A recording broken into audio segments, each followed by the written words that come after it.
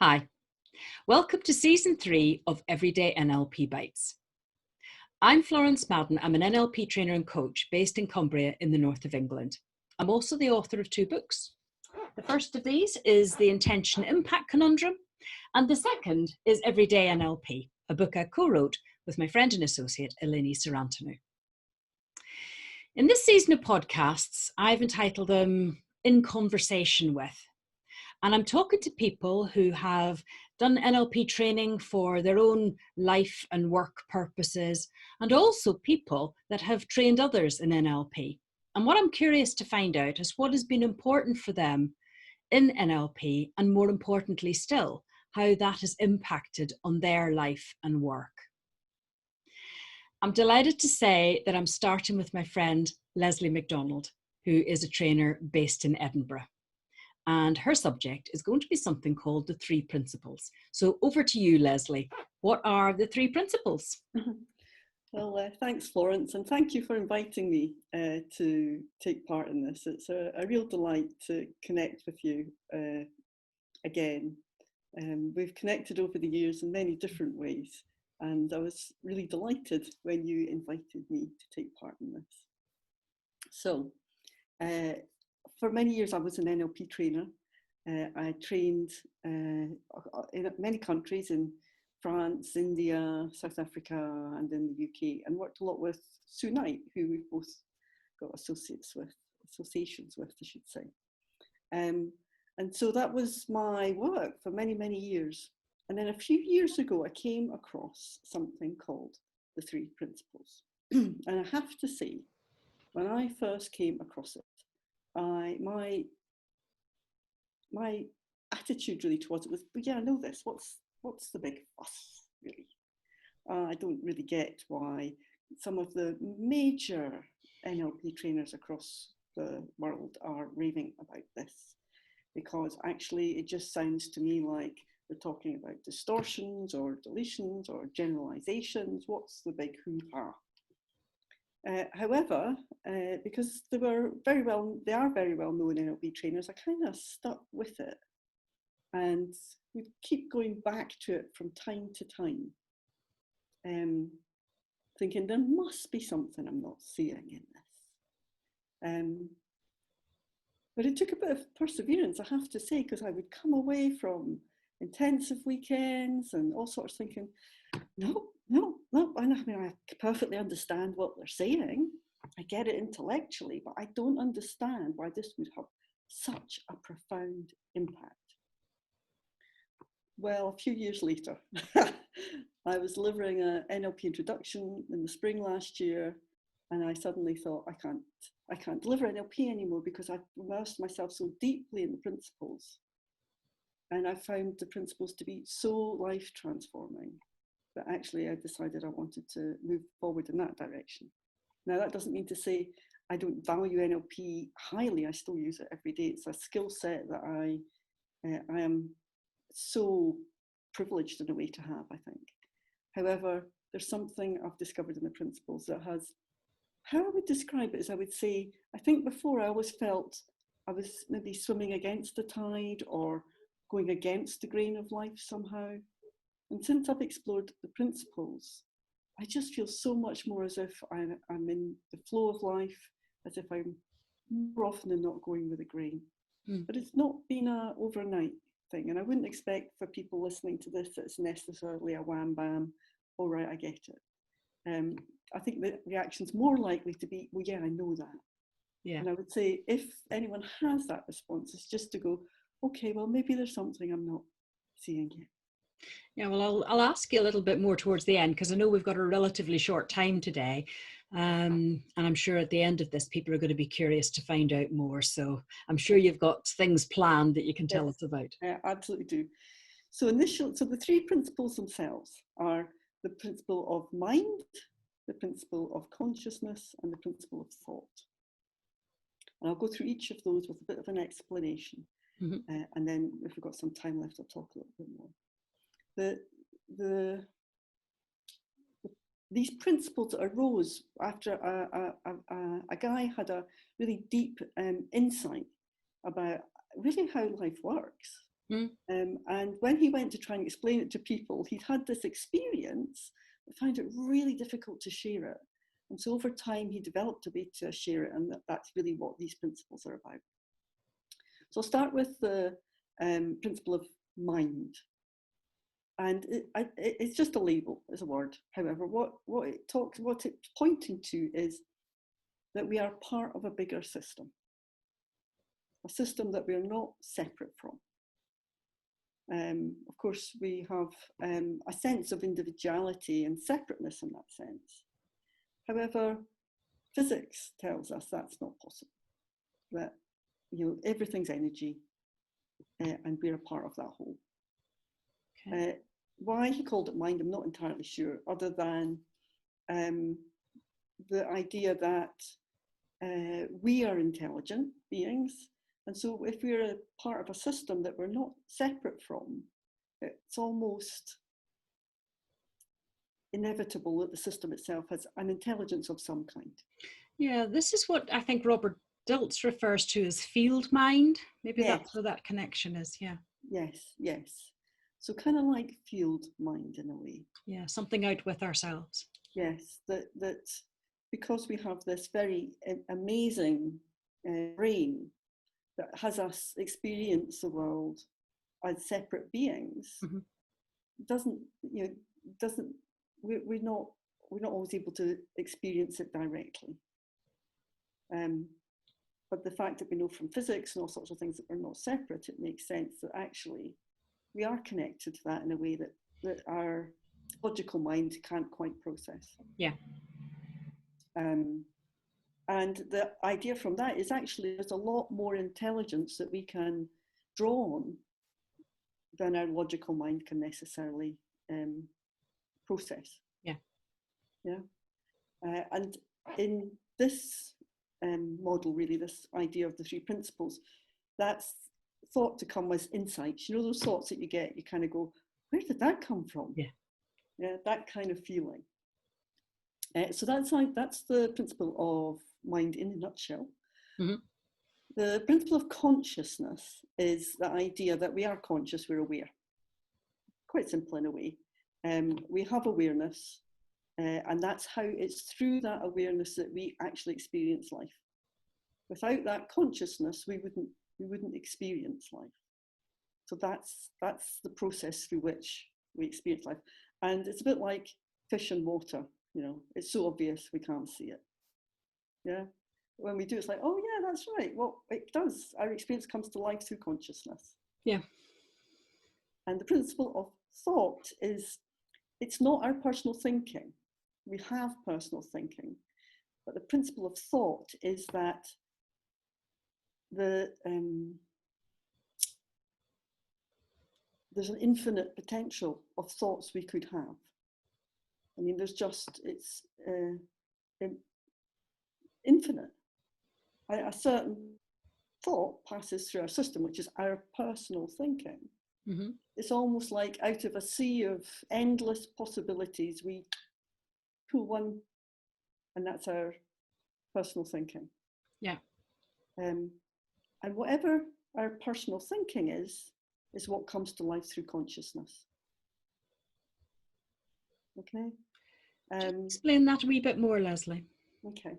How that thought comes to life through. So one analogy is the idea of a projector.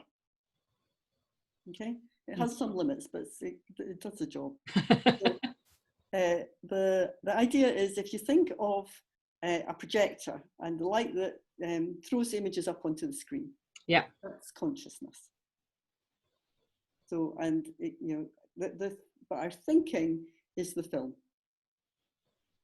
So if you have thinking as the film, consciousness is what throws it up and makes it all seem very real. And mind is like the energy that powers it. The plug goes into the wall, the energy comes through it, the energy of life comes through it. Consciousness throws it up onto the screen and makes it seem really real. Excuse me. And thought is the film we happen to be running at that moment. I see. Okay. And I would say we're the analogy is kind of limiting, is it suggests that once a film's in there, we're kind of stuck with that film for a while. Whereas in reality, new thinking can arise in a moment. Okay, so we can switch the film. Well, we can switch the film, absolutely we can. The film will switch whether we, excuse me, whether we switch it or not. Okay. That's the so thing. is the principles then about taking more control over what is going to be put up on the screen? No. I know, I wrestled with all of this for quite a long time. One of the things about the principles is that you see that there's so many thoughts go through our mind every day, thousands and thousands and thousands. Yeah. And so trying to control our thinking is an exhausting process. Okay, yeah. And with NLP, there's techniques to make changes, which are wonderful. Yeah. If that's how we spend our life, we can end up spending more and more of our time engaging with our thinking rather than engaging with life. I see. And the idea of principles is, why would you do that? You know, there's life to be had. Engage with life. Thinking will take care of itself eventually. And if you don't interfere with the mechanism, you know, new thinking will come along. And as you kind of let go of wanting to really change your thinking, okay, then the new thinking seems to come more easily, more often. And as part of that is the idea that giving your personal thinking too much significance is almost pointing in the wrong direction, because so much of our thinking is just like, oh, what will have for tea? Oh, did that? Oh, it's just rubbish passing through the system. And so to give those moment by moment thoughts less energy, almost like it's, my experience has been that I've got more energy for life. I see. Just continuing with your analogy of the projector and the film and all of that, what you're saying is we are paying too much attention to every single thing that is every single frame of that film, when in fact perhaps we need to just let it pass rather than fixate on the film. Yes. Because there'll be another one coming along. There'll be another one along in a minute. And because the film, unlike a projector, the film is a very organically arising thing. Mm-hmm. In a moment, it'll change. Yeah. If you don't over fixate on it. And that's certainly been my experience. I've had a number, and the things that arise out of this are unexpected in a way. So what's come out of this in part for me is a real deep understanding that my circumstances are independent of my experience. Okay. So flesh that out a bit more. I know it's not an obvious immediate from that analogy. But my thinking is what's arising in my system in the moment. Yeah. And so I can have the same circumstance and have a completely different experience of it. Right. So I can be stuck in traffic one day and be like, not that I've got to go anywhere, but I'm just in a bit of a bad mood. I could be stuck in traffic the next day and go, oh, this is nice at the time. But it's not the circumstance. It's what I'm doing with thought and how that then comes to life. So if my thought is stressful thinking, what gets brought to life is, this is a stressful situation. Yeah. If my thought is much more peaceful, then what comes to life is a much more peaceful experience. Right. And are you guiding that thought now? No, it's more like, and I notice, it's like, wow, I must be having really stressful thinking, because this is, I was really annoyed at something yesterday that I wouldn't normally be annoyed at. I can't even remember what it was now. But rather than getting caught up in it, I just was thinking, wow, you're doing annoyance at the moment. Okay. If that's what my system wants to do, that's what my system can do. And if I try and stop it, it's only going to make it worse. But don't take it so seriously.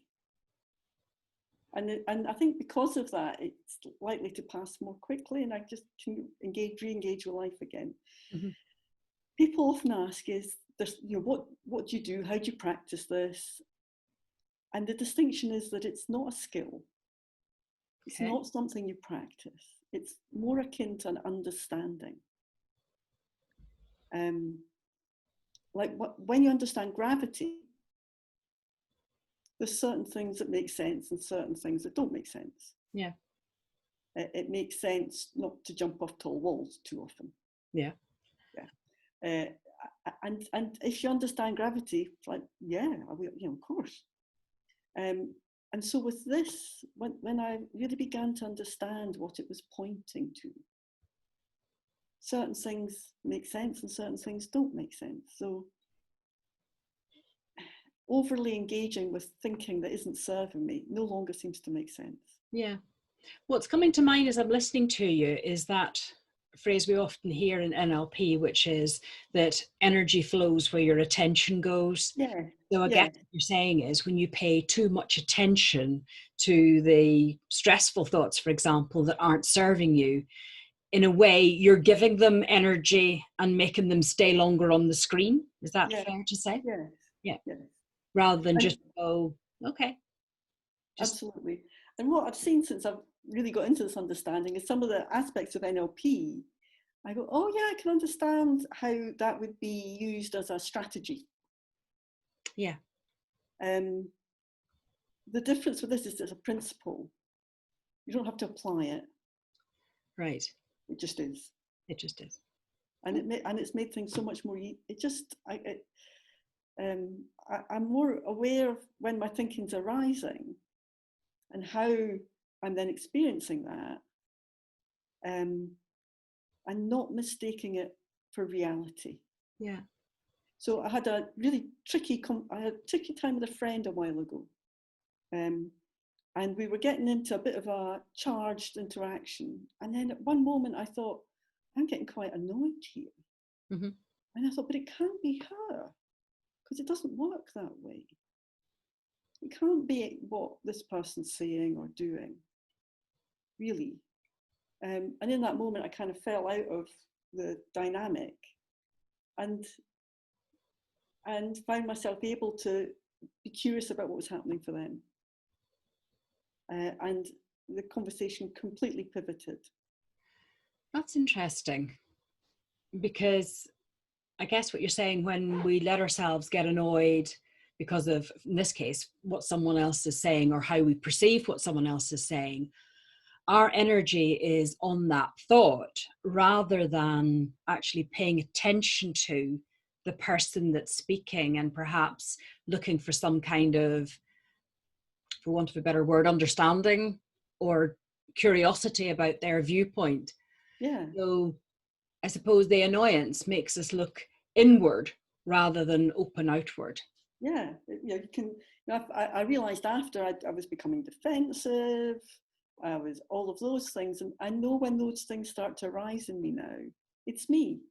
It's my thinking. Now, it doesn't mean to say there aren't injustices in the world. Of course there are. Yeah. But my experience of them is mine. Right. And what I find with this is when I own that, because it has to be that way. If there's no me, there's no experience. Yeah. Circumstance ultimately are neutral, even though they don't seem that way.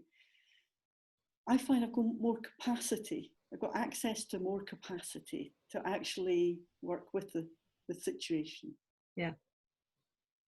And get somewhere close to a resolution or, Yeah. And have more clarity of thought. And I'm much more able to tap into that wider intelligence, not just my little yang, yang, yang, yang, yang. And of course, we're human, so we'll always fall back into the illusion that it's real, but there's just a little, oh yeah, no, it's me.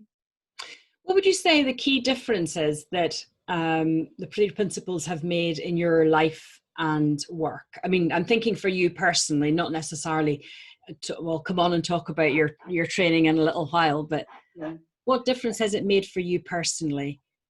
Well, I think for many years, these 3 principles, that being your way of being.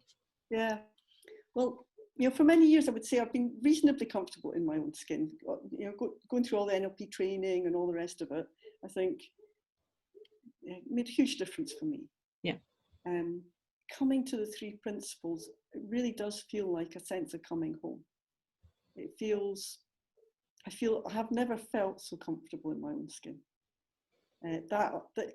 For that alone, I'm grateful. Okay. And my life has just changed dramatically. Last year, when I decided I wanted to take a break from training NLP, I still work one-to-one with coaches, and I still do a little bit of NLP training, but I wanted to step back as I explored this further. Mm-hmm. I'm doing full-time NLP training. I thought, well, what will I do as I kind of work this out? So I cast around for some part-time things that I could do, and I've never been employed for years. Cast around for some part-time stuff I could do, and I happened upon some work working with people with significant mental health challenges, with diagnosis of schizophrenia, actually, and just support work with them. And it's not something I would have even considered. Yeah. Prior, it would have. I would have had so much thinking about doing that. Yeah. That thinking would have stopped me in my tracks. I would have taken the thinking seriously. Whereas I felt completely free to think, no, actually this feels all right just now, I'll do this just now. Mm-hmm. And I'm still doing it on a part-time basis because I've fallen in love with the guys that I support. I am so fond of them. And so I love the fact that I go and support them for part of the week, and then for the rest of the week I run my business and do my coaching and now principles training. Yeah. So I say this is really just another bite-sized chunk really, and I guess a lot of people watching or listening to this will be perhaps hearing from about the three principles rather for the first time. So how can people find out more? Okay. Specifically from you, of course. Okay. Well, there's a couple of things coming up. Starting a kind of like a taster let me get the dates here. I wrote them down somewhere. From the 12th of July to the 16th of August, which are Sundays, doing an hour conversation, which is we've talked about as thriving in uncertainty, given the times that we've got at the minute. Indeed. It's an hour a week, well, just under about 50 minutes a week. And you can come and join us for that. The information is so fresh off the press, it's not up on the website yet, but it will be there.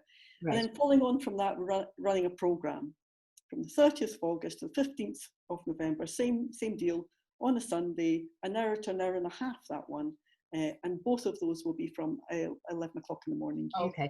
And these are webinar based, Lesley? They are webinar based, yes. Of course, I'm never too sure when people are going to be watching or listening to this podcast, so they may well have missed those dates. Yeah. So presumably what you are doing with three principles, they can get that information on your website. Yes, they can. So it's very simple. It's lesleymcdonald.co.uk, and it's LESLEYMCDONALD. Okay, that's lovely. Anyway, thank you. I've really enjoyed. We've had conversations before about three principles. Listening to you today, I feel as if I'm getting a lot closer to that and making connections with other elements of NLP with which I'm familiar. That's lovely. I'm so pleased to hear that. Yeah. So thank you very much, Lesley. And thank you to people who've been watching and listening. And next week, I'm going to be speaking to Jim McGuire, who is somebody that has trained with me and is now running his own business as a coach. And he's going to be talking about something that he refers to as B-spot. So you have to join us then to find out what Jim's talking about there. Thank you again.